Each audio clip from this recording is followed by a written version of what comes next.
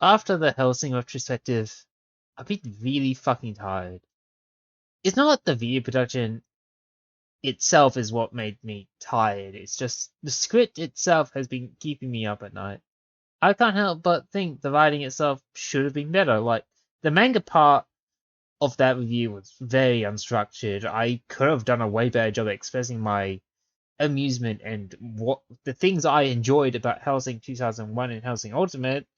And let's be honest, I could have done better when criticizing Hellsing Abridged and expanding on why I dislike it and Abridged series as a whole. I am sorry that I'm starting this video with a bit of a self-critical rant, but it's this thought process that had me thinking about how to improve myself as a writer. And the first step I decided to take is being less critical of myself and my work. Not saying it's a bad thing to be self-critical, but I feel like I'm way too self-doubting in my own skills. So I decided for my next review I wanted to, well, have the key theme of it be positivity. I want to talk about a manga that has no real drama, focuses on the struggles of young creative types, and most importantly, has a positive message behind it. With that in mind, I decided to discuss a manga I like to return to when I feel down about my own creative skills, which is Runway D Barata. I can't pronounce its Japanese name. I cannot pronounce Japanese for the life of me. But its English title is Smile on the Runway. Also, I'm using a PNG model again because I'm too lazy to green screen all my recordings. Sue me. Smile on the Runway already has a unique premise I love about it. It focuses on a setting that I feel is very untouched in media in general, which is the fashion industry. At least to my knowledge, that is. Like, when I think of media that talks about fashion, at least fiction that happens in, I guess, the fashion industry, I think The Devil Wears Prada because I love that movie so much. I'm sorry, I'm a Meryl Streep fan. No, so Ugly Betty, which got really terrible in season 2, but in manga specifically, I struggle to think of any examples that covers this industry. So I was immediately drawn in by its premise, and then it hooks you in with the first chapter ending. To keep it short, the story of the first chapter is about an inspiring model, Fujito Chiyuki.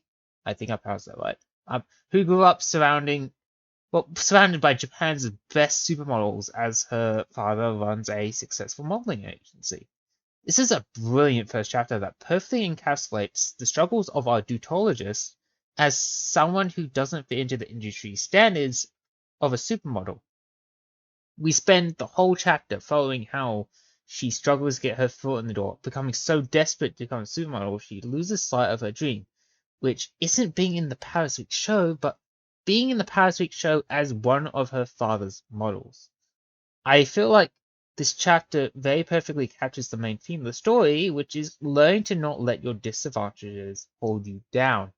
And it rips your heart out so you can use those tissues because it hits you with a real twist, right to the feels, that this isn't a story about a model struggling with the industry's terrible standards, but the story of a boy who simply desires to become a fashion designer, but felt like he was denied that opportunity by his circumstances. Our real protagonist is Tsuma Mori Atoko, probably still pronounced that wrong, someone who looks like he would be a supporting character to our dear Chiyuki. I'm sorry if I spoiled that twist for you, but to really explain why I love this manga, I need to reveal that twist because while I feel like Chiyuki very perfectly fits into the message of not letting your disadvantages hold you down, Otoko perfectly represents the first half of the message, which is never giving up on your dreams.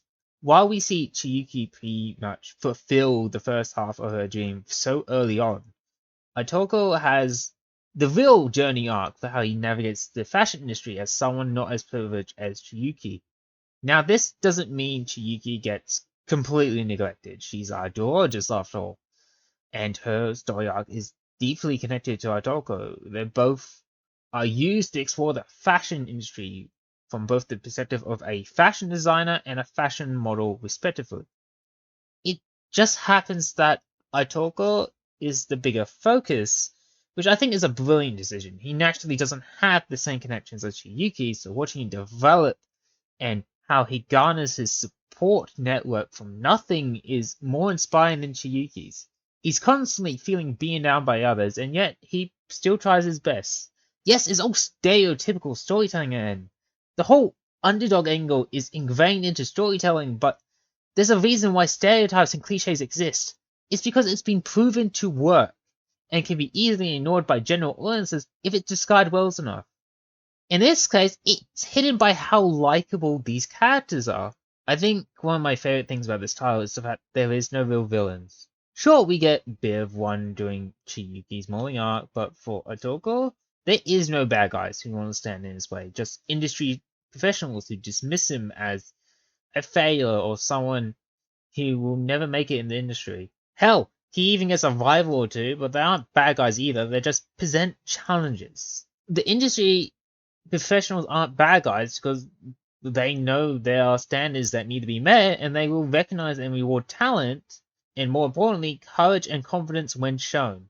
There are ultimately challenges that our protagonists need to learn to beat, and when the challenge is beaten, they reward him appropriately by helping him on his journey. For example, Otoko butts heads very early on with Yanagida? Yanagida. I think that's correct. Okay. So Yanagida, an upcoming fashion designer who is incredibly full of himself, which he has earned the right to be, well, completely full of himself. Yanagida is constantly putting down Otoko, I can't pronounce Japanese, our protagonist during their first encounter, and after recognizing our protagonist's talent and stubbornness, he allows him to stay around as an errand boy, and over the story, well, Yanagida, mentor figure, has become a very important role model to our protagonist, and, well, the main character becomes something close to his best friend, I guess is the way to put it. Like I said, there is no villains. Everyone's supportive in their own ways. Some do small things that help, while others present challenges that help our favorite little mushroom boy grow as a designer.